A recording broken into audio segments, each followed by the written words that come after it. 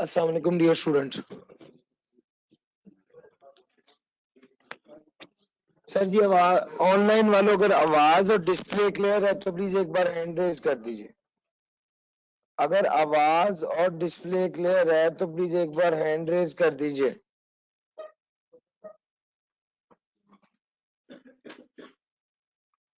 मुझे पेन दे दीजिए प्लीज। खुरम साहब असल में कल ना मेरे बोलने में और इधर आने में ना तकरीबन 10-12 सेकंड का लैग था, इस वजह से कल की क्लास हमारी काफी डिस्टर्ब हो गई ना। तो अभी आपको जहमत इसलिए दी है कि प्लीज देख लीजिएगा, अगर क्लास स्मूथ चली तो ठीक है, बहुत अच्छा। वैसे तो उम्मीद आपके आने से ही बड़ा फर्क पड़ जाता है सर, डॉक्टर के आने से मरीज ज्यादा ठीक हो जाए जी। स्टूडेंट ज्यादा थे ना, इसलिए फिर यहाँ पे करनी पड़ी।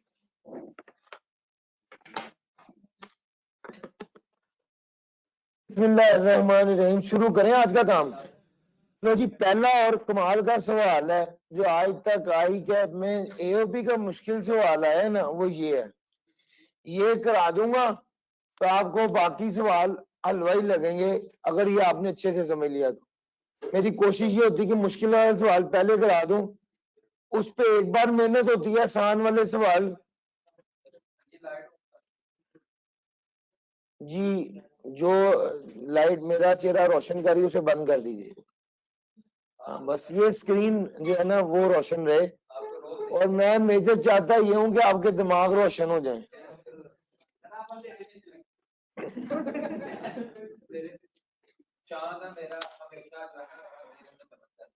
हमारे पास ऑडियंस है काफी ज्यादा, आप लोगों के अलावा भी। मैं उन बच्चों को भी देख रहा हूँ जिनको आप नहीं देख रहे, नहीं तो मैं इसका अच्छा जवाब देता आपको।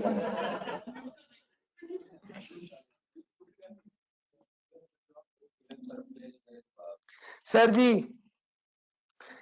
Mustafa Ali and Jain are partners of a resident firm in Pakistan. Sir जी ध्यान से सवाल पढ़ना यार, सवाल बड़े काम का है। लो जी, चैप्टर नंबर 12 का पास्ट पेपर क्वेश्चन नंबर 5 है, the best question of AOP ever asked by आईकैप।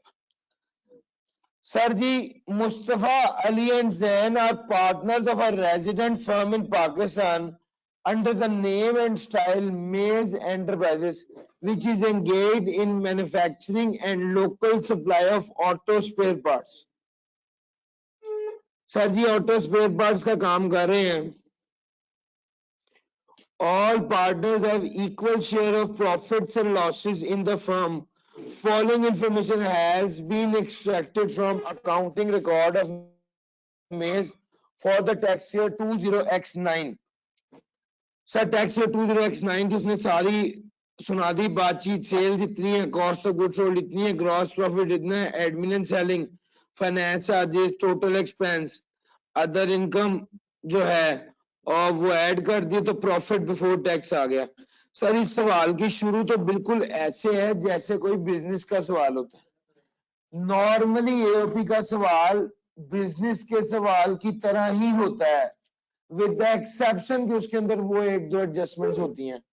और एओपी की मेजर एडजस्टमेंट वही सैलरी और रेम्युनरेशन जो एओपी के मेंबर को मिलती है वो नॉट अलाउड एज रिडक्शन होती है। मेजर एडजस्टमेंट वो होती है, बाकी हल्की फुल्की एडजस्टमेंट्स होती हैं। और जो एडजस्टमेंट बाकी होती हैं वो सारी वो होती हैं जो आपने बिजनेस में भी पढ़ी हुई हैं। सो बिजनेस का न्यूमेरिकल आ जाए और एओपी का न्यूमेरिकल आ जाए, उसमें बहुत ज्यादा डिफरेंस नहीं होता। हम अभी आगे देखते हैं। Additional information, the above accounts have been prepared on cash basis and stock in trade has been valued on the prime cost method. However, the partner wants to change the method of accounting from cash to accrual. In this respect, following information has been granted. Sir जी कल वाली adjustment की हुई है। Sir आप सवाल करते रहेंगे और मेरा ये जुमला याद करते रहेंगे कि यार रेपिटेशन काफी ज्यादा होती है। एओपी का सवाल देखिए एडजस्टमेंट उसने वही पूछ लिया जो पहले आपने की हुई है। Stock in trade using prime cost method. अब आपको पता चल गया ये कर क्या रहा है, कैश बेसिस से एक्रूअल बेसिस पे आ रहा है, यानी प्राइम कॉस्टिंग मेथड को खत्म करना होगा और एब्जॉर्प्शन कॉस्टिंग मेथड को इन करना होगा। खत्म करने के लिए जो प्रॉफिट में ऑलरेडी इनकॉर्पोरेट है उसे रिवर्स करेंगे और दूसरे को जिसको इनकॉर्पोरेट करना है उसको इनकॉर्पोरेट कर देंगे।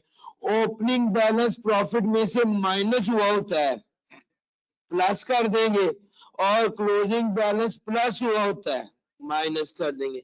एब्जॉर्प्शन कॉस्टिंग के मुताबिक जो ओपनिंग बैलेंस है उसको माइनस कर देंगे और एब्जॉर्प्शन कॉस्टिंग के मुताबिक जो क्लोजिंग बैलेंस है उसको। सर जी लैग आ रहा है सर जी, इसीलिए आपको, अब मैं ये ब्रैकेट डाल चुका हूँ, मेरे हाथ की यहाँ देख लीजिएगा सर जी, प्लीज देखिएगा इसको। ले जनाब, अच्छा जनाब, ये चार चीजें आपको कल भी बताई थी, आज भी बता दी। इसका मतलब है ये आपको समझ आ गई। Cost of good sold include cost of use machinery. Use machinery जो चाइना से इंपोर्ट की है, कितने की? 21,10,000 रुपए की। कॉस्ट के अंदर कस्टम ड्यूटी शामिल है 90,000 रुपए की और इनकम टैक्स शामिल है 1,10,000 रुपए का। याद रखिएगा सर, याद रखिएगा, आपको पता होना चाहिए एडवांस टैक्स कॉस्ट का हिस्सा नहीं बनता। एक सवाल पहले भी आया था, मैंने वहां पे भी आपको इशारा दिया था, भैया एडवांस टैक्स कॉस्ट का हिस्सा बनता ही नहीं है। जब एडवांस टैक्स कॉस्ट का हिस्सा नहीं बनता, ना ही वो कॉस्ट में शामिल होगा, ना ही उस पर डेप्रिसिएशन कैलकुलेट होगी। सर जी समझ आ रही है? अब यहाँ पे देखिएगा, कस्टम ड्यूटी 90,000 ये कॉस्ट का हिस्सा बनेगी, लेकिन इनकम टैक्स जो है ये कॉस्ट का हिस्सा नहीं बनेगा। अलबत्ता इसका क्या मिल जाएगा आपको? सर जी टैक्स क्रेडिट मिल जाएगा। इसको नोट कर लेना है मेरा भाई आपने, ये एडवांस टैक्स है, टैक्स लाइबिलिटी से बाद में हमने इसको माइनस करना है, इसका टैक्स क्रेडिट मिलेगा। गर्चे ये 21,10,000 में शामिल नहीं होगा, माइनस हो जाएगा। जो डेप्रिसिएशन कैलकुलेट करेंगे 21,10,000 की, उसमें से ये टैक्स क्रेडिट वाली अमाउंट माइनस भी होगी और बकिया अमाउंट पे डेप्रिसिएशन और इनिशियल अलाउंस कैलकुलेट होगा। और दूसरे नंबर पर इसका टैक्स क्रेडिट भी मिलेगा। ये दो बातें गौर करने के काबिल थी जनाब। यार कैमरा आगे सिग्नल का इशू आता है मुकीद भाई, इसलिए कैमरा ऑन नहीं किया आज। क्या कहते हैं, आज सवाल ही ध्यान से कर ले। Admin and selling expense includes payment of 380 to a local hotel for holding Eid Miladun Nabi party for the employees. Sir employees के लिए जो ईद मिलादुन नबी पार्टी की है कस्टमर और फैमिलीज के लिए, ये तो एंटरटेनमेंट एक्सपेंस है और अलाउड एज डिडक्शन होता है, इसका तो कोई मसला नहीं है, इसका कुछ भी नहीं करेंगे। अब आप देखें आपको एओपी के या बिजनेस के न्यूमेरिकल से क्या फर्क पड़ रहा है? बिजनेस वाली एडजस्टमेंट ही है ना सर जी। आगे payment of a fix remuneration of 1.5 lakh to each partner. Sir ये बात आपको, ये खास एडजस्टमेंट एओपी में ही आ सकती है कि पार्टनर को जो सैलरी दी जा रही है वो अलाउड एज डिडक्शन नहीं होती। सर इसी तरह ही एक और बात बता दूं, अगर अगर एओपी ना हो, इंडिविजुअल का केस हो, एओपी ना हो, इंडिविजुअल का केस हो और इंडिविजुअल ओनर अपने आप को सैलरी दे, वो भी अलाउड है डिडक्शन। ठीक है, मालिक को जो सैलरी मिलती है वो अलाउड है डिडक्शन नहीं होती। Sir payment of ₹180,000 for the purchase of accounting software. भैया 1,80,000 रुपए का अकाउंटिंग सॉफ्टवेयर खरीदा है, ये एज डिडक्शन इनकम में से माइनस कर दी। क्या करना चाहिए था? सर जी ये तो इंटेंजिबल है, इसको एड बैक करते, अमाउंटाइज करते। एक और बात, 1 जनवरी को लिया है, डे बेसिस पर, डे बेसिस पर करते दोस्त, पूरे साल का नहीं, डिवाइडेड बाय 15 तो करना था, लेकिन फिर मल्टीप्लाई बाय 180 डिवाइड बाय 365 है, जितने दिन भी बनते, जनवरी फरवरी मार्च अप्रैल मई जून, ये सारे दिन काउंट करते और फिर उस हिसाब से करना। सर जी मेरी बात समझ आ रही है? ये वाली एडजस्टमेंट अभी तक कोई नई नहीं आई सर, ये भी वही एडजस्टमेंट घूम फिर के पहले की हुई। ये financial charges are net of interest income at the rate of. Sir जी ये एडजस्टमेंट की है यार, ये वाली एडजस्टमेंट भी आपने की है। कल 4.5 लाख की फिगर थी, आज 3,60,000 की फिगर है, और यही है ना सब कुछ। सर जी देख लीजिए, आप सवाल कर रहे हैं, रेपिटिशन होने लग गई है। फाइनेंशियल चार्जेस जो है उसमें नेट ऑफ इंटरेस्ट इनकम है। अब ये net of interest income, net of tax at the rate of 10% by the bank. इसने अब आपको क्लियरली बता दिया कि ये 360 पे नेट होके अमाउंट आ रही है। सर इसका मतलब ये है कि ये 3,60,000 90% है, तो इसको डिवाइड बाय 0.9 करेंगे तो आपके पास ग्रॉस इनकम आ जाएगी। सर जी समझ आ रही है? ये प्रॉफिट ऑन डेट है, और ये प्रॉफिट ऑन डेट जो है वो सेपरेट ब्लॉक आइटम के तौर पे ट्रीट होता है, पता है ना। सर इसको 360 ऐड किया गया, दोबारा माइनस कर देंगे, उधर से 360 को डिवाइड बाय 0.9 करेंगे तो 4 लाख आपकी इनकम आएगी। ये प्रॉफिट ऑन डेट आएगा, ये इनकम फ्रॉम अदर सोर्स के हेड में आएगा। और आपको बताते चलें कि ये सेपरेट ब्लॉक आइटम है, टोटल इनकम में तो शामिल होगा लेकिन टैक्सेबल इनकम में शामिल नहीं होगा। सर जी ये सारी बातें थी। लो जी, under the provision of income tax ordinance and rules made thereunder compute the total income taxable income and tax payable by मेज using accrual basis of accounting. Sir जी मुश्किल लगा आपको? सर जी इंशाल्लाह पेपर में यही इसी तरह का सवाल आपको प्लेस होगा। और अगर आपने ये वाले 12 और 2 14 सवाल होने वाले हैं जो मैंने आपको क्लास में कराए हैं, यार जो क्लास वाले सवाल है वो खुद से 2 बार करें, और जो नहीं समझ आता वीडियो देखें। ठीक हो गया सर? इंशाल्लाह ये आप आराम से उसको पकड़ पाएंगे।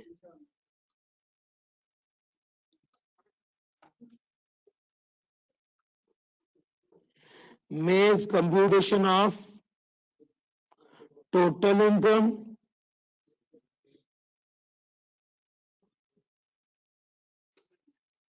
computation of total income, taxable income and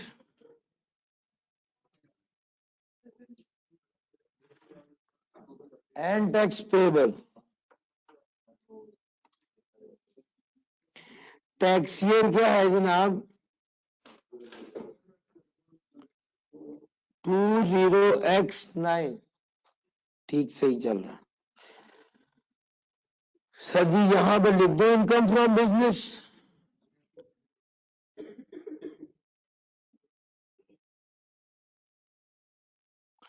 working number 1। Sir हमें कोई फर्क तो नहीं पड़ा वैसे एओपी का सवाल देख के।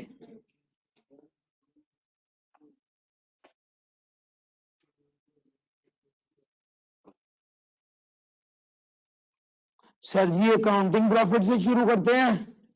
कितना है accounting profit?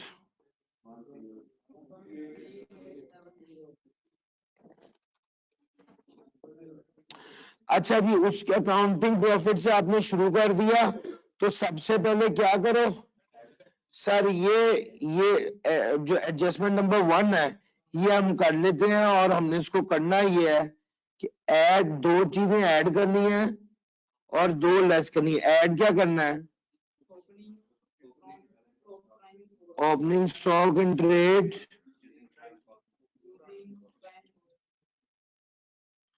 Prime cost matter 50, भैया 5.2 मिलियन है। और ऐड क्या करना है?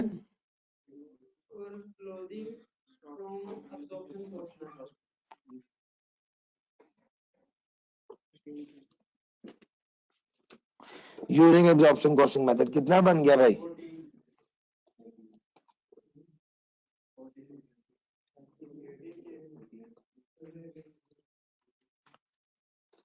यार 8.8 मिलियन है ना?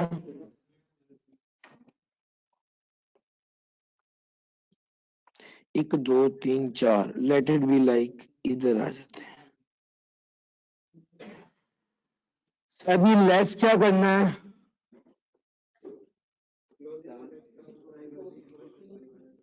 Opening stock in trade using absorption costing method कितना है, और closing stock in trade using prime cost method कितना है भैया?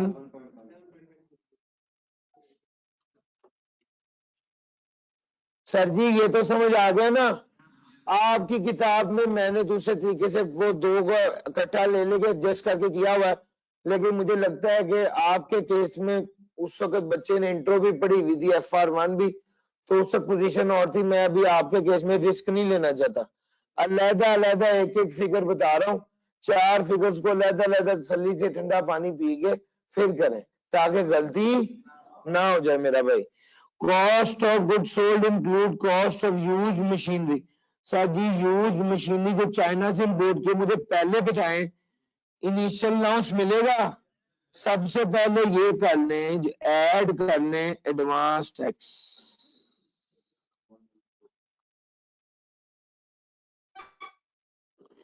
$1,10,000 एडवांस टैक्स ऐड कर लिया, और इनिशियल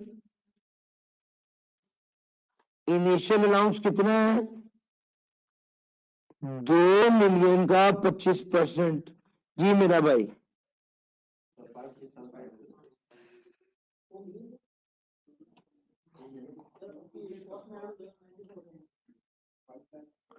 भैया कॉस्ट के अंदर ऑलरेडी एडेड है कस्टम ड्यूटी भी और इनकम टैक्स भी पहले ही शामिल है, तो इनकम टैक्स आपने माइनस कर दिया तो 2 मिलियन पूरा रह गया। ठीक हो गया भैया? डेप्रिसिएशन,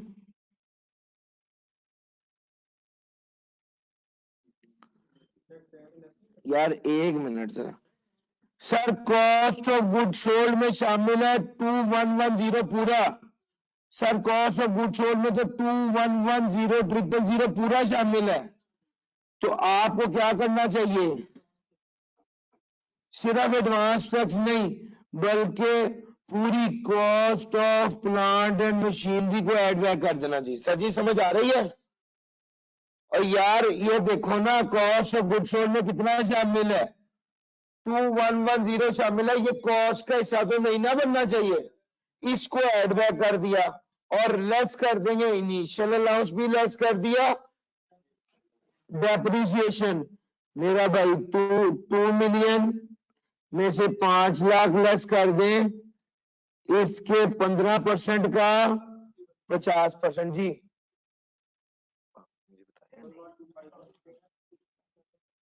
नहीं साथ ही जो फिगर लिख दूं जी भाई, 15 लाख के 15% का 50% कितना आ रहा है यार? 112,500। अच्छा मेरा भाई, और क्या था?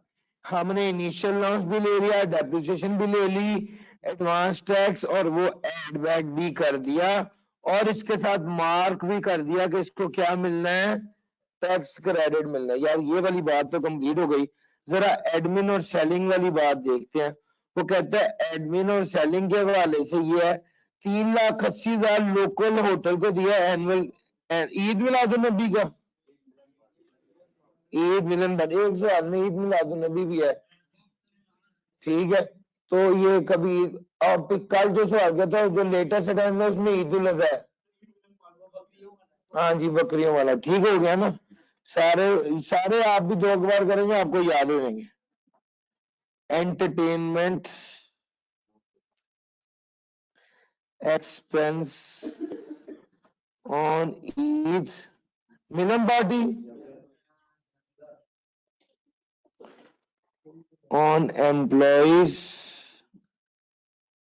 customers and their families is allowed as deduction। ले सर, ये तो allowed as deduction हो गया। अच्छा मेरा भाई इसके बाद आगे चलते हैं। Payment of fix remuneration sir कितनी है जनाब सैलरी? भैया 1.5 लाख पर मंथ है, 3 पार्टनर है भैया, हर पार्टनर भैया मुस्तफा अली और जैन 3 पार्टनर्स हैं और महीने में 12 साल में मंथली रेम्युनरेशन है ना, 1.5 lakh multiply by 3 multiply by 12 कितना बन गया? 5.4 मिलियन। लो जनाब ये भी मैंने लिख दिया। Sir payment of rupees 1,80,000 for the purchase of software,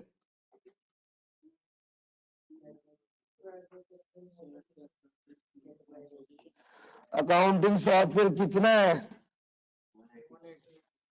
और सर लेस कर देंगे अमाउंटाइजेशन। सर पता कितना? 180 डिवाइडेड बाय 15, 15 साल है ना useful life, multiply by sir जनवरी के 31। सर जी जरा कैलकुलेट कीजिए, जनवरी के 31 है, फरवरी के 28 है, मार्च के 31 है, अप्रैल के 30 है, मई के 31 है, जून के 30 है। जी भाई 181 डिवाइडेड बाय, सर जी बताइएगा।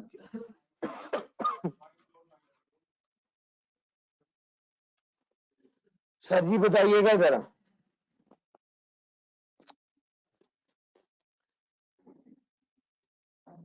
कितना बन गया? 5951, चलो 5950 कर दो, इतनी भी रियायत कर दो। अच्छा जनाब ये भी हो गया। फाइनेंशियल चार्जेस कितने थे? सर फाइनेंशियल चार्जेस में 3,60,000 से कम लिखे हुए हैं, चूंकि वो नेट हो गया है।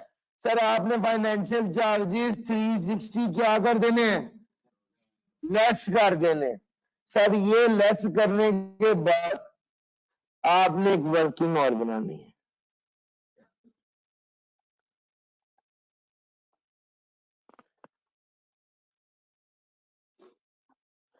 फाइनेंशियल चार्जेस 3,60,000 और 10% टैक्स कटे तो 0.9, कितने हो गए? इनकम फ्रॉम अदर सोर्सेस, इसको लिखते हैं प्रॉफिट ऑन डेट। कितना बन गया?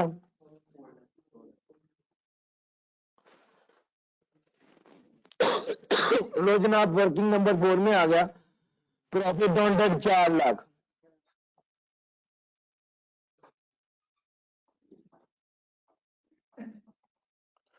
earned by the firm on its saving account। तो यहां पर लिख दो income from other source, working number 2 कितना आ गया? 4 lakh. Sir income from business अब और कोई एडजस्टमेंट नहीं हुई ना सर, इसको टोटल कर देगा मेरा भाई। आवाज आ रही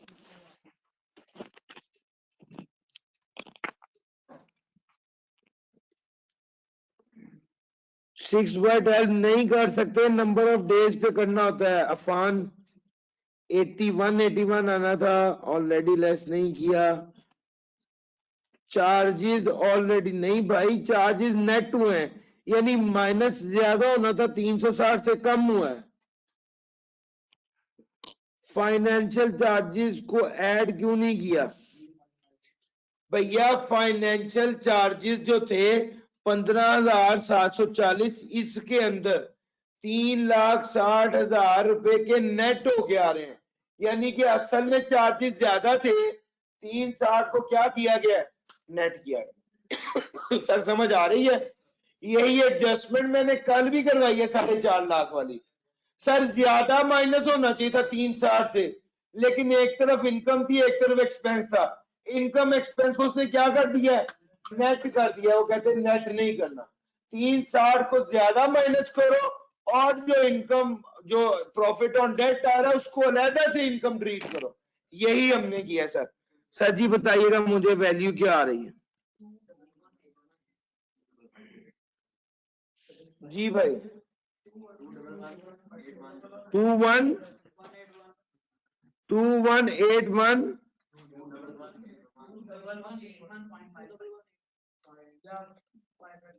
550।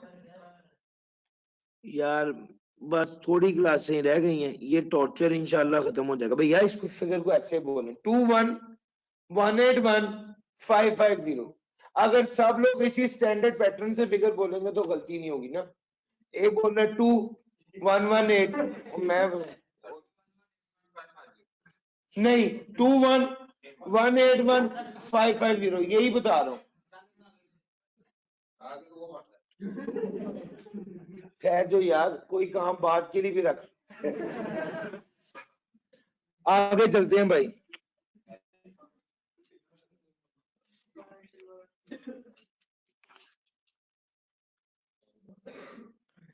सर जी फाइनेंशियल वाला रिपीट कर दें, गर्चे ये बात मैं कल भी 3 बार बताई है, मुझे फिर दोबारा ऑनलाइन में क्यूरी है कि फाइनेंशियल वाला रिपीट कर दें। सर जी मेरी बात आप भी ध्यान से दोबारा सुन लो तसल्ली से। सर एक बंदे के असल फाइनेंशियल चार्जेस थे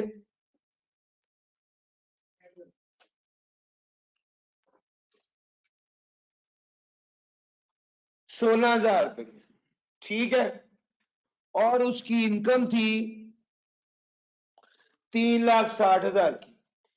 इसने इस इनकम को इस एक चार्जेस के साथ क्या किया, नेट करके लिख दिया 15,740।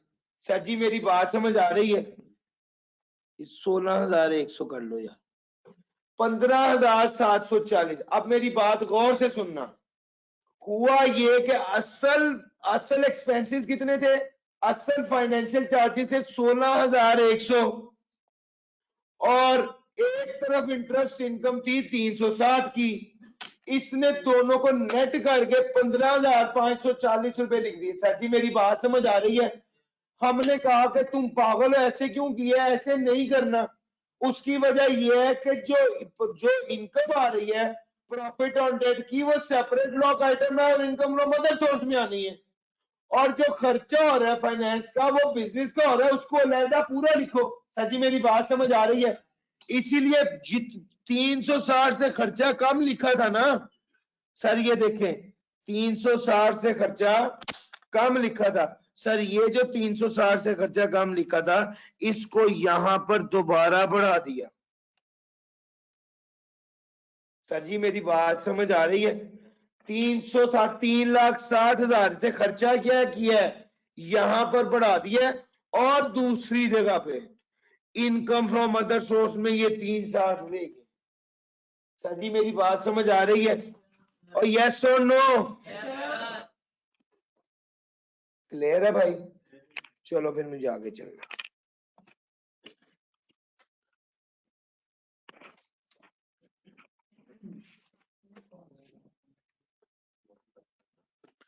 अमाउंटाइजेशन आयशा ने कहा एक बार दोबारा बता दें।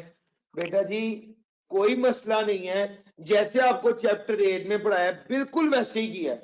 उसने एक 80 का सॉफ्टवेयर पूरे का पूरा क्या कर दिया था, एक्सपेंस कर दिया था। हमने क्या करना था, हमने पूरा ऐड करके उसकी अमाउंटाइजेशन जो है वो माइनस करनी थी। अमाउंटाइजेशन कैसे कैलकुलेट की, कॉस्ट में से cost divided by useful life कर दिया और नंबर ऑफ डेज की बेस पे मल्टीप्लाई बाय 1 जनवरी को लिया है ना, तो हमारा साल 30 जून पे खत्म होता है। नंबर ऑफ डेज कैलकुलेट किया वो 181 है, तो 181 डिवाइड बाय 365 किया तो हमारे पास 6 माह की या 181 डेज की अमाउंटाइजेशन आ गई जो माइनस कर दी। सर आयशा अब्बास आपके सवाल का जवाब मैंने दे दिया। सर मशीनरी पर इनिशियल अलाउंस क्यों लाओ है? सर मशीनरी पर इनिशियल अलाउंस गर्चे से सेकेंड हैंड है लेकिन चाइना से इंपोर्ट हो रहा है। पाकिस्तान में पहले तो वो इस्तेमाल नहीं हुआ था, इसलिए ये एलिजिबल डेप्रिसिएबल एसेट और इनिशियल लॉस देंगे। सर मंथली अमाउंट कर लें, खुदा का वास्ता है ना करें। एक बार नहीं है 30 बार बात हो चुकी है, लेकिन कोई बात नहीं, आप जितनी बार पूछेंगे मैं उतनी बार आपको कह दूंगा। ज्यादा से ज्यादा यही है कि कोई वास्ता दे दे। सर जो फाइनेंशियल चार्जेस से डिडक्ट हुआ है इस पर टैक्स क्रेडिट होगा। फाइनेंशियल चार्जेस टैक्स क्रेडिट क्यों मिलेगा? वो जो वो इनकम है, प्रॉफिट ऑन डेट जो है वो उस पर टैक्स क्रेडिट मिलेगा, ये वाले पर यस मिलेगा, बिल्कुल मिलेगा। अच्छा जनाब, और कोई सवाल? सर डेज में अमाउंटाइज क्यों किया? ठीक है भाई, मैंने इस वजह से किया क्योंकि मैंने 2 बार पहले बताया, 2 बार पहले बता दिया है। आप प्लीज इसको देख लीजिएगा, आपके चैप्टर नंबर 8 में इनटेंजिबल के चैप्टर में इसका रूल लिखा हुआ है, उसको पढ़ लीजिए। ठीक है, यानी ये आखिरी लेवल है जिसपे मैं नाराज होने की बजाय क्या प्लान किया था कि मैं आपको रेफर कर दूंगा, यही है ना सर? मैंने आपको रेफर कर दिया। एक काम और कर लेता हूँ कि पानी का एक घूंट पी लेता हूँ।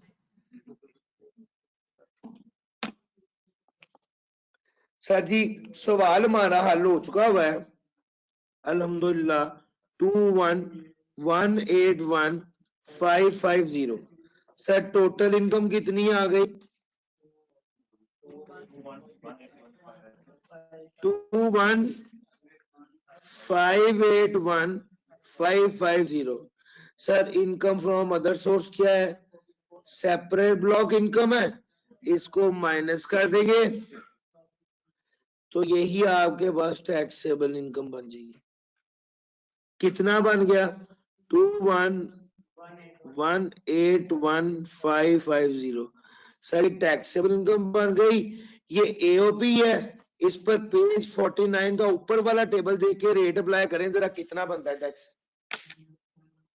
Step number 1, individual AOP company AOP, page 49 ऊपर वाला टेबल देखिए जरा।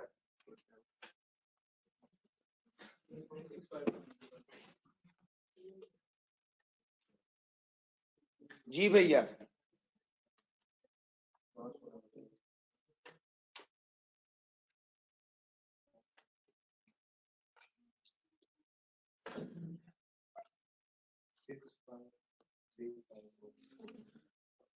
Six five 542। Sir ji please देखिएगा, यही बार रही अमाउंट 6533542। सर ये टैक्स लायबिलिटी आ गई। सर कोई टैक्स क्रेडिट है आपके पास? 2 तरह के टैक्स क्रेडिट हैं। अच्छा एक काम कर लेते हैं, सबसे पहले तो हम tax on separate block income ले लेते हैं।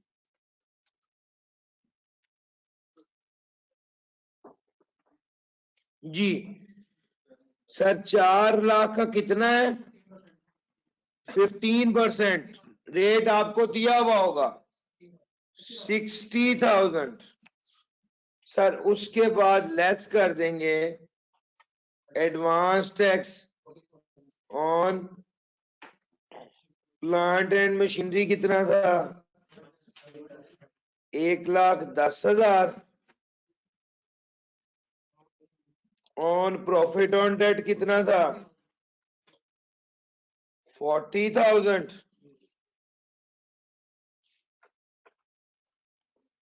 सर जी जरा देखिएगा, एडवांस टैक्स लेस कर दिया तो आपके पास क्या आ गया? टैक्स पेएबल आ गया। जी कितना बना?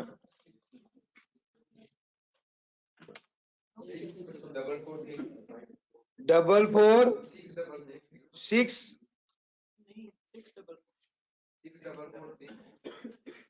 644542। जी भाई आपका टैक्स, मेरा ख्याल है कि इसमें कोई अभी तक दिक्कत नहीं आई। सर यहां तक जो सवाल था ये प्योर बिजनेस का सवाल था। कोई एडजस्टमेंट है ही नहीं इसमें कि बंदा कहे कि यार ये वाली एडजस्टमेंट एओपी वाली है। एओपी वाली एडजस्टमेंट के लिए उसने अगला पार्ट दिया था हमें। सर जी यहां तक हो गया। अच्छा जरा आगे देखिएगा,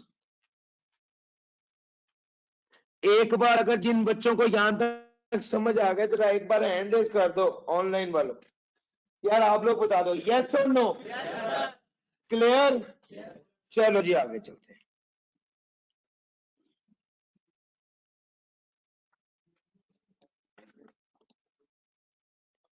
सर इस पर टैक्स क्रेडिट नहीं मिलना।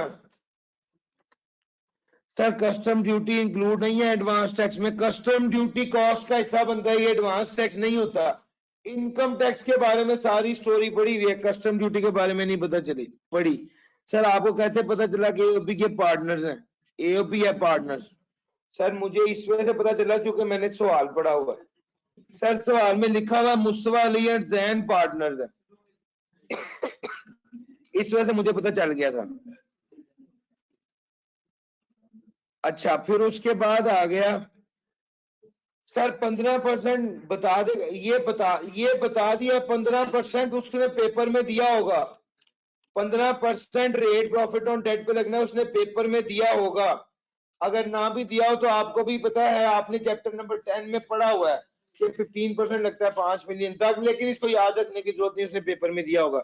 सर यहां तक ये सवाल बिल्कुल आसान था। और आगे चलते हैं सर, पार्ट 20 का मैं पढ़ने लगा हूं।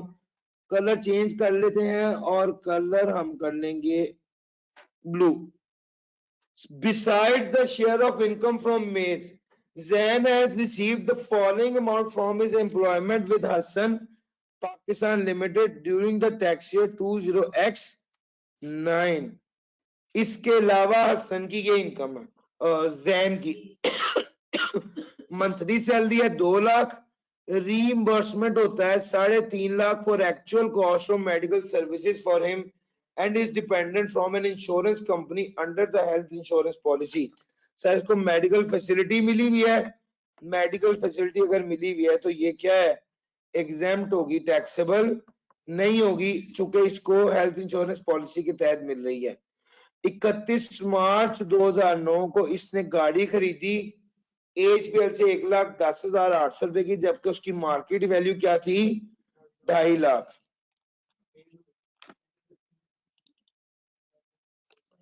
सर एक काम करते हैं, बंदे का नाम क्या था, मिस्टर जैन। मैं जरा स्पेस बचाने के लिए यहीं पे ही करने लगा हूं, computation of taxable income and tax liability. Tax year क्या है, 20X9। सर सैलरी कितनी है, 2 लाख है ना एक महीने की, 2.4। सर मेडिकल फैसिलिटी के बारे में उसने क्या कहा, मेडिकल फैसिलिटी के बारे में यहां पर लिख लेते हैं, एज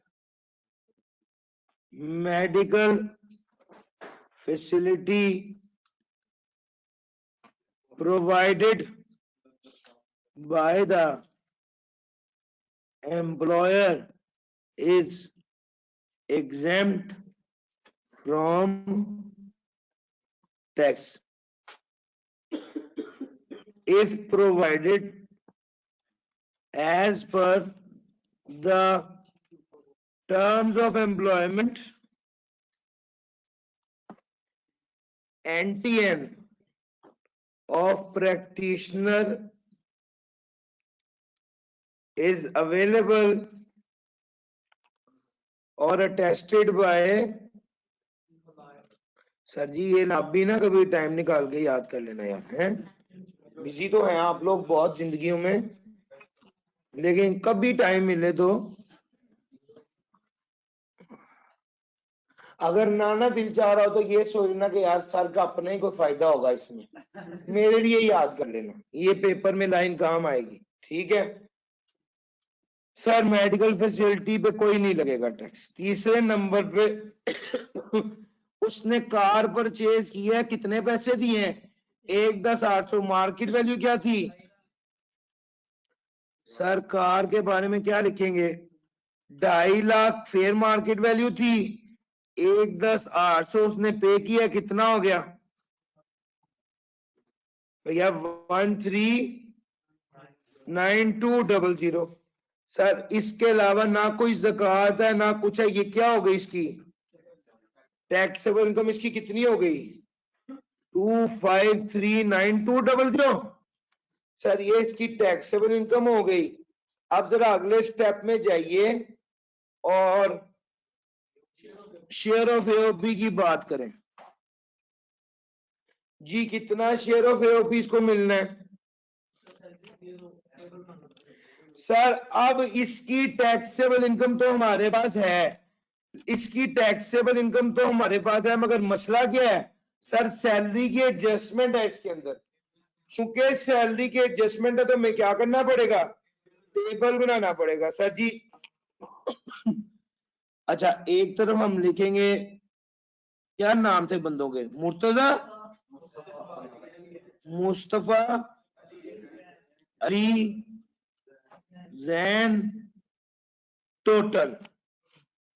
और यहां पर लिख लेते हैं सैलरी। सर कितनी सैलरी थी? 18 लाख, 18 लाख, 18 लाख। ठीक हो गया। इसके अलावा पार्टनर से रिलेटेड कोई एडजस्टमेंट तो नहीं थी? इसके अलावा पार्टनर से रिलेटेड कोई एडजस्टमेंट नहीं थी। सर अगर कोई एडजस्टमेंट नहीं थी तो आप टोटल क्या ले लेंगे? टैक्सेबल इनकम ले लेंगे सर। 2118 नहीं यार, 28121181550। सर जी इसमें से वो लेस करेंगे तो ये बैलेंसिंग फिगर आ जाएगी। सर कोई और एडजस्टमेंट ही नहीं है तो चुप करके बैलेंसिंग फिगर निकाल लो, कितनी बनती है? जी भाई बताइएगा। 157811550। सर जैन को कितना मिलना है इसमें से? डिवाइडेड बाय 3 बताइएगा कितना बनता है? 5260। पूरा बोलो ना। 5260 पॉइंट क्यों बोल रहे हो?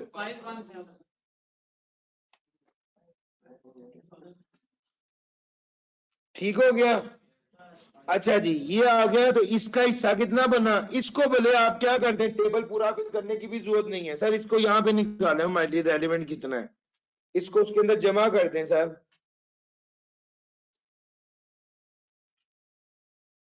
5260,517 प्लस 1.8 मिलियन। जी मेरा भाई।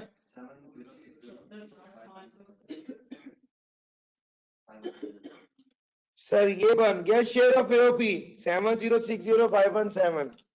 सर ये यहां पर लिख दे 7060517। टैक्सेबल इनकम आ गया, शेयर ऑफ एओपी आ गया। अब जरा आगे चलें और बात करें टोटल इनकम। सर जरा जमा करें इन दोनों को। 2539,200 में 7060517 ऐड करें। 9599,717 ये भी आ गया।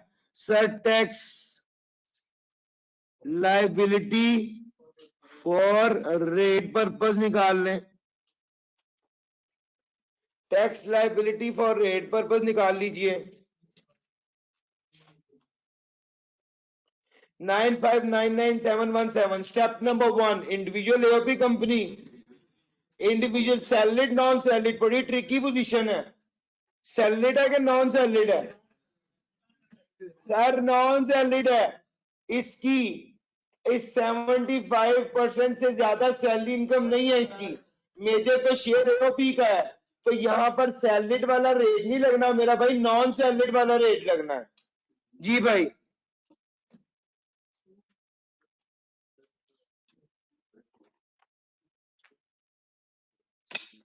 दिखाओ यार क्या बना भाई। 9599717 का रेट निकाल लेते यार।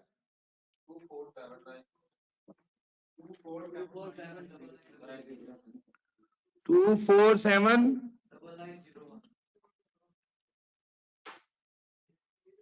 247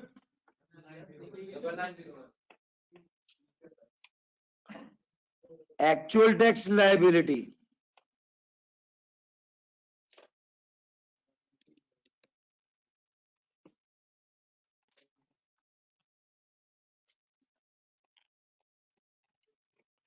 Actual tax liability A over B into C. Now what is A? 2479901 divided by 9599717 multiply by 2539200। जी भाई निकालिए।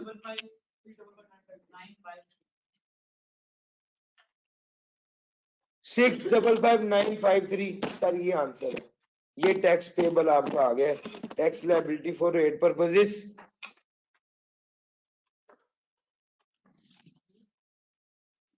जी tax liability for rate purposes. Sir आपको एओपी जो पहला पार्ट था वो तो बिल्कुल कॉपी था, यही एओपी वाला हिस्सा था, कुछ भी नहीं किया। उसी तरह इस मेंबर की अलहदा से टैक्सेबल इनकम निकाली, एओपी का शेयर ऐड किया, टोटल इनकम निकाली, tax liability for rate purpose निकाली, एक्चुअल टैक्स लायबिलिटी निकाली। बिल्कुल वही जो मैं आपको पहले कराता रहा, बस फर्क ये थोड़ा फुल फ्लेज सवाल था, इसलिए आपको उस वक्त नहीं कराया, अलहदा कराया बस।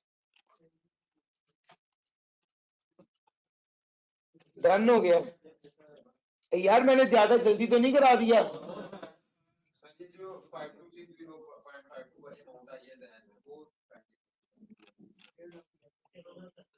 सर जी 157815550 पता कैसे आई है?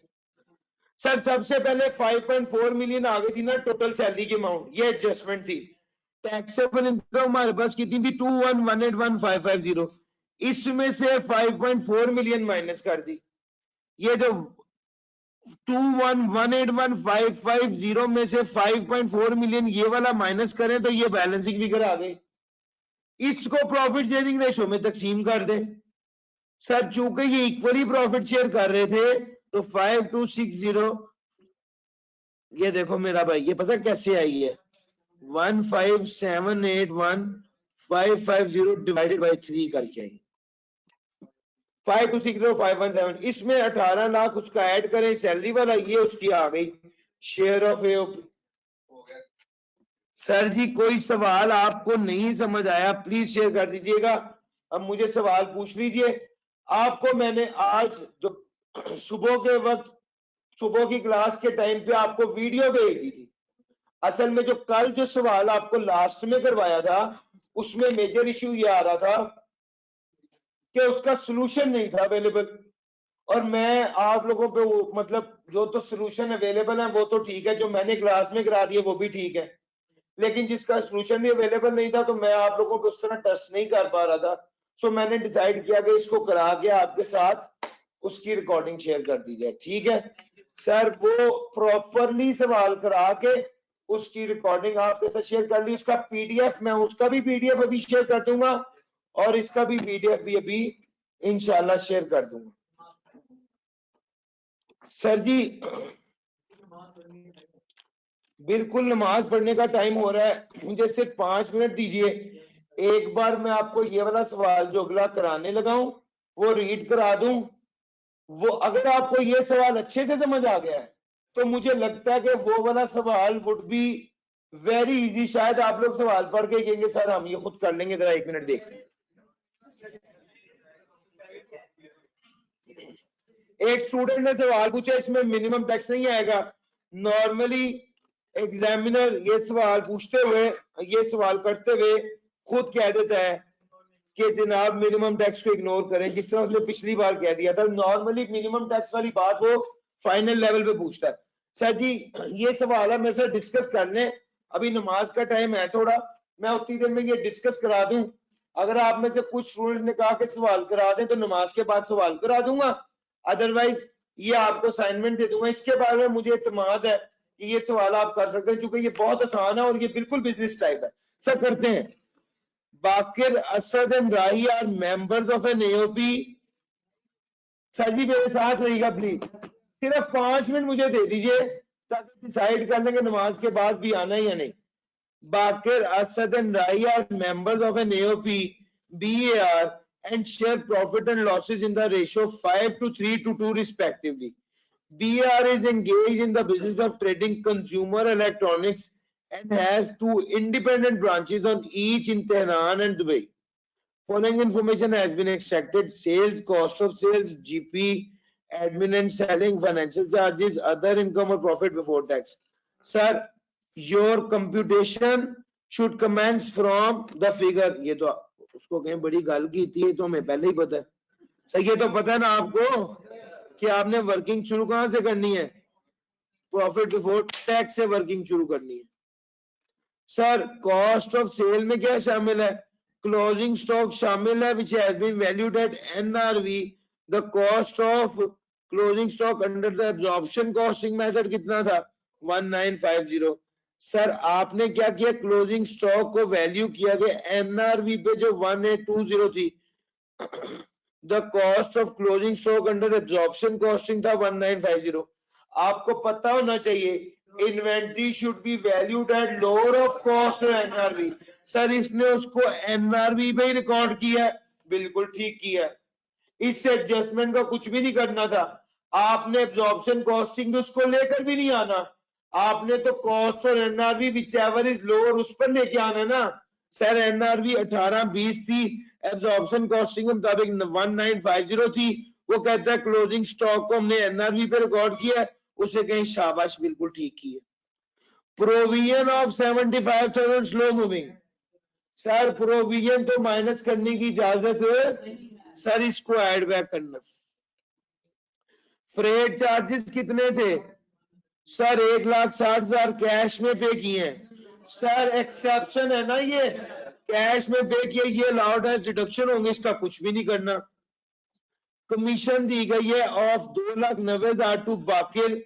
एनुअल परफॉर्मेंस अवार्ड दिया गया 3,10,000 राही को और 4,55,000 पे किया गया एबी बैंक लिमिटेड में in final settlement of the loan obtained by Asad for the construction of his house. Sir जी जो कमीशन देगी है ये भी अलाउड है, डिडक्शन नहीं है, एड बैक करेंगे। सर एनुअल परफॉर्मेंस अवार्ड भी अलाउड है, डिडक्शन नहीं है, एड बैक करेंगे। 455 जो एबी बैंक को पे किया है final settlement of the loan जो असद ने ऑब्टेन किया था, इसको भी क्या करेंगे? सर एड बैक करेंगे, ये भी बिजनेस की जिम्मेदारी नहीं है। प्रोविजन फॉर बैड डेट क्या करेंगे? सर एड बैक करेंगे। Opening and closing balance of the provision आपके पास दिया हुआ है, बैड डेट राइट ऑफ इतने थे। सर ओपनिंग प्रोविजन भी दी हुई है और क्लोजिंग प्रोविजन भी दी हुई है, बैड डेट राइट ऑफ भी दिए हुए हैं। और इसके बाद आपने निकालना था, एक तो इस बार की जितनी प्रोविजन है वो 735 एड बैक करेंगे। फिर उसके बाद क्लोजिंग प्रोविजन आ गई 1,435,000 और ओपनिंग प्रोविजन कितनी थी? 1,100,000। सर ये लेस कर देंगे और कितनी रह गई बाकी अमाउंट? 435 कैसे? 335 रह गई। सर बैड डेट में कितना शामिल था? Bad debt written off include a loan of 280। Sir जी जो 2,80,000 रुपए का लोन था वो आपको पता है ना, बैड डेट में वो माइनस नहीं कर सकते जो पहले इनकम में शामिल नहीं था। सर जो लोन आप किसी को देते हैं वो इनकम में शामिल नहीं होता और वो बैड डेट के तौर पे भी अलाउड है, डिडक्शन नहीं होता। सर इसने ये वाला 335 बैड डेट के तौर पे माइनस किया हुआ है और इसमें 280 का क्या था? लोन था। सर वो लेस कर देंगे, जो बाकी अमाउंट बचेगी वो माइनस करने की इजाजत होगी।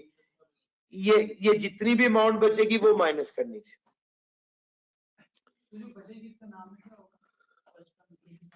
जो भी अमाउंट बचेगी 335 वो उसको कहेंगे जी ये अलाउड है, डिडक्शन है। बैड डेट जो डेट से रिलेटेड है, जो कि लोन से रिलेटेड नहीं है। सेल्स प्रमोशन एक्सपेंसेस थे 275 के। These expenses were paid by Rahi through the personal credit card. Sir personal credit card से अगर एक्सपेंस दिया जाए, सर बिजनेस अकाउंट से दी जाएगी तो वो अलाउड एज डिडक्शन हो। Sir 86,000 paid to an institution operated by federal government for the training of industrial worker। Sir industrial worker की ट्रेनिंग के ऊपर जो 86,000 है वो अलाउड है डिडक्शन होगा। Sir ji for the year ended 31 December 2015 Dubai branch ने प्रॉफिट कमाया 1.5 मिलियन, तेहरान ब्रांच ने लॉस कमाया 18 लाख। इस फिगर में ये ऊपर वाले अकाउंट्स के अंदर ये वाली फिगर शामिल नहीं है। सर आपको पता होना चाहिए फॉरेन सोर्स इनकम जो है वो फॉरेन सोर्स लॉस के साथ क्या हो जाएगी, एडजस्ट। तेहरान का लॉस दुबई की इनकम के साथ एडजस्ट हो जाएगा। बकिया जो 3 लाख का लॉस आ जाएगा वो कैरेट फॉरवर्ड होगा, वो पाकिस्तान सोर्स इनकम के साथ एडजस्ट नहीं होगा। सर अब इसके अंदर असल बात ये है, कहने को ये एओपी का सवाल है, हेडिंग भी एओपी की है, लेकिन आपने करना क्या था, उसने कहा था बी आर की टैक्सेबल इनकम और टैक्स लायबिलिटी बताएं।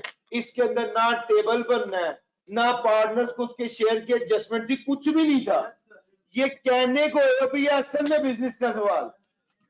तो बिजनेस के मैंने आपको इतने ज्यादा सवाल करा दिए, मेरे के सवाल देख के मैंने सोचा कि यार अगर यही है तो ये तो आप खुद भी आराम से कर सकते हैं। अब बताइए कितने स्टूडेंट्स कहते हैं कि मैं करवा दूं ये सवाल। बैड डेट की प्रोविजन जनाब कुछ भी नहीं है, उसने आपको पहली तो बात है बैड डेट के बारे में बता दिया।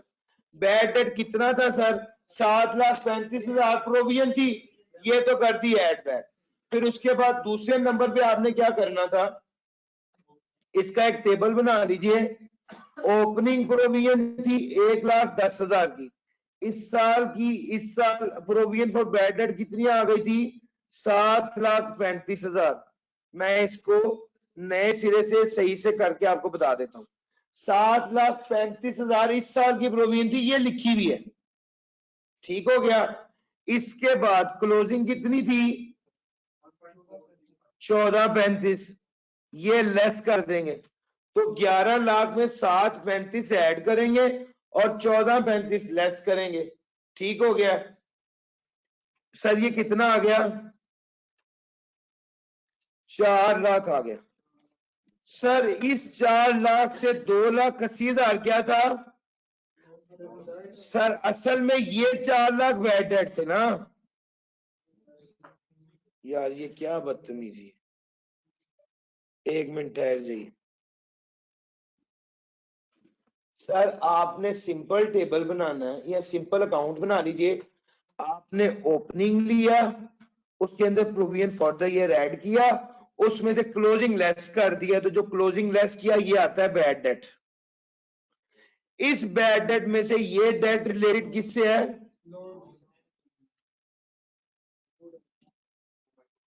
ये माइनस कर दिया, बकिया जो आ गया ना 1,20,000 रुपया, सर ये अलाउड है डिडक्शन होगा। तो पहले स्टेप पे 7,35 ऐड बैक करना और दूसरे स्टेप पे ये 1,20,000 अलाउड डिडक्शन होगा। सर जी बात समझ में आ रही है, इस तरह से ये एडजस्टमेंट करनी। इसमें मेरा ख्याल है जो मेजर एडजस्टमेंट थी वो यही वाली थी जिसको हमने करनी थी। सर बिजनेस बैंक अकाउंट के जरिए अगर कैश पेमेंट नहीं की जाएगी तो वो अलाउड एज डिडक्शन नहीं होगा। इसी वजह से ये जो राही ने अपने अकाउंट से क्रेडिट कार्ड से की थी वो अलाउड एज डिडक्शन। सर जी मुझे सवाल बताएं, और कौन सा सवाल है। अगर आप लोग, मुझे लगता है मैंने इसीलिए नमाज के लिए आपको 5 मिनट 7 मिनट मांगे कि यार मेरे मुताबिक ये सवाल इतना ही आसान है कि डिस्कस कर लिया जाए तो आपको खुद आराम से करना चाहिए। फिर भी कोई मसला है मुझे बताइए, मैं खुद करा दूं। सर मिनिमम टैक्स रिजीम तो तब आना था जब 100 मिलियन हो।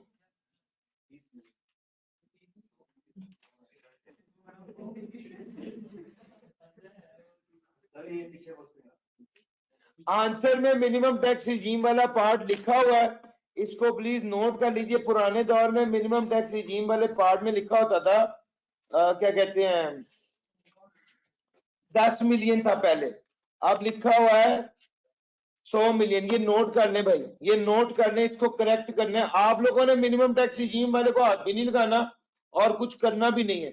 ये मिनिमम टैक्स रिजीम वाला जितना हिस्सा है इसको काट दीजिए, ये आपके इसको मतलब ये इस अब एप्लीकेबल ही नहीं है।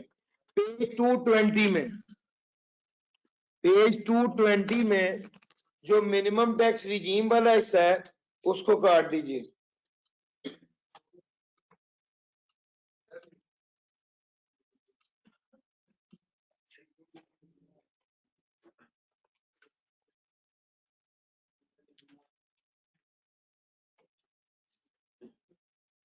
पेज 220 में मिनिमम टैक्स रिजीम वाला जो बात कही गई है वो एप्लीकेबल नहीं है। उस वक्त तो टर्न ओवर सिर्फ 30 मिलियन है, जबकि हमने पढ़ा 100 मिलियन से ज्यादा हो तो अप्लाई होता है। तो ये पुरानी प्रोविजन लिखी हुई है, इसको प्लीज काट दीजिए। मिनिमम टैक्स रिजीम अप्लाई कब करना है? अगर वो कुछ ना कहे और 100 मिलियन से ऊपर हो तो अप्लाई करना है, ठीक है। एग्जामिनर खुद ये कह देता है कि इग्नोर कर दो, तो फिर आपने भी इग्नोर कर देना। ले सर, और कोई बात? सर जी नमाज का वक्त कम रह गया यार, एक बार बता दीजिए क्या वाकई करवाने की जरूरत है या हो जाएगा? सर आपके पास सोल्यूशन गिवन है, सोल्यूशन बिल्कुल ठीक है। ये वाली एक मिनिमम टैक्स रिजीम वाली बात इसने ठीक करनी थी, वो मैंने बता दी। सर आज के लिए इतना ही है। जिन लोगों ने सवाल पूछना है वो रुक जाए, बाकी सब जा सकते हैं।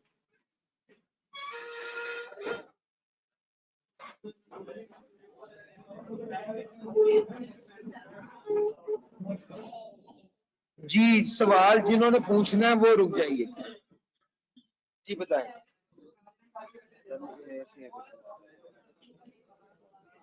सर ये जो ये आपने ट्रीटमेंट बताया था डिविडेंड वाला, कोई सेम ट्रीटमेंट सेपरेट वाला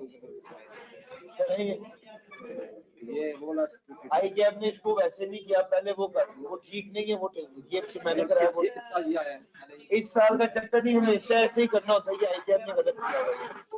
आई कैप यहाँ पे सर अगर बंदा कुछ क्वेश्चन करे, आई कैप की अपनी किताब देखो और हमेशा से सोल्यूशन पिछला देखो, सेम यही एडजस्टमेंट का सोल्यूशन वैसे का, इस बार उन्होंने ठीक नहीं किया।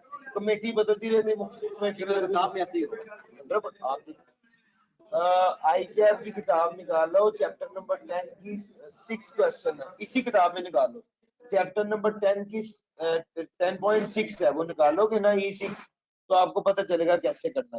सर अगर पेपर में क्वेश्चन करे बंदे को करके पता चले कि मिनिमम टैक्स जीमा, तो नंबर सारा तो नहीं करके पता कैसे चलेगा? वो बंदा इतना तो नहीं कि 100 मिलियन वाली फिगर ही नहीं पता चलता। और हमेशा ये स्टेटमेंट लिखी होती है ना, इग्नोर मिनिमम टैक्स रिजीम, ठीक हो गया, उससे पता चल जाता है। जी भाई वो लिखी हुई इग्नोर मिनिमम टैक्स रिजीम। अच्छा जी, और क्या सवाल है? पिछले सवाल में समीर कपूर ने क्या सवाल किया है? मुझे समीर आपका सवाल नहीं मिला। नॉन सैलरीड वाली बात दोबारा कर दें। टैक्स फॉर रेट पर्पसेज, आप टैक्स फॉर रेट पर्पसेज में देखें, अगर सैलरी इनकम 75% से ज्यादा हुई तो वो सैलरीड होगा, वरना नॉन सैलरीड होगा। इतनी सी बात है। Loan related bad debt allow क्यों नहीं हुआ? क्योंकि आपने चैप्टर नंबर 8 में बैड डेट, चैप्टर 7 में बैड डेट सही से पढ़ा नहीं है।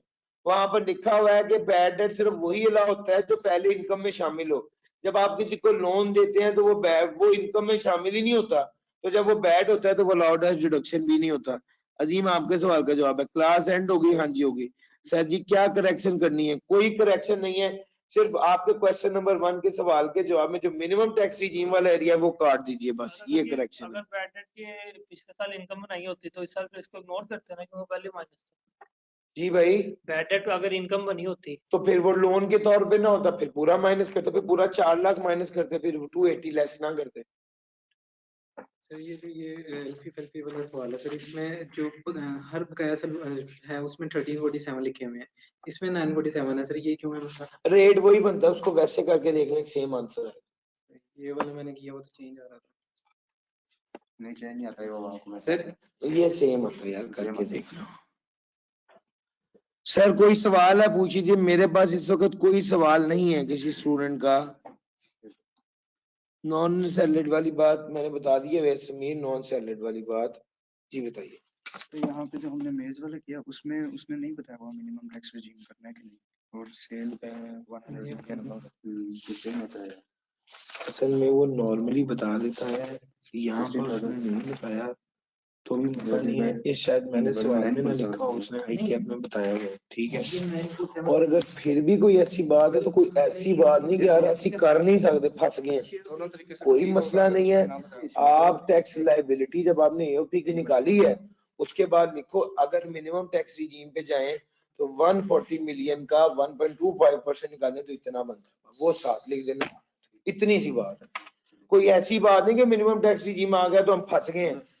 और यार 140 मिलियन का 1.25% लेके उसको कोई टैक्स लायबिलिटी एनटीआर के तहत ये बनती है, मिनिमम टैक्स के तहत ये बनती है, इतना मिनिमम टैक्स आपको जमा कराना पड़ेगा, दैट्स इट। सर चैप्टर 10 का कौन सा था वो क्वेश्चन?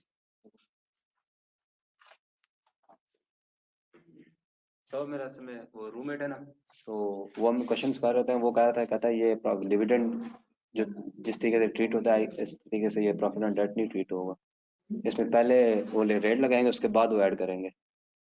और नहीं ये वो ऐसे ही मेरा रूममेट कैब से पढ़ता है, उसका हर टीचर का कॉलेज अपना साहब ऐसे करवाते हैं जैसे आप कह रहे हैं। कौन से पढ़े डॉक्टर? लिखें। ये क्वेश्चन नंबर 10 मुबीन वाला ना? सर फिर ये गलती जो जहाँ जहाँ आ रही है उसे करेक्ट कर ले मेरे। सर गलती है ही नहीं है, वो वाला रेट नहीं, ये वाला रेट नहीं, आंसर सेम आएगा। अच्छा ठीक है। सर ये डिविडेंड है ना?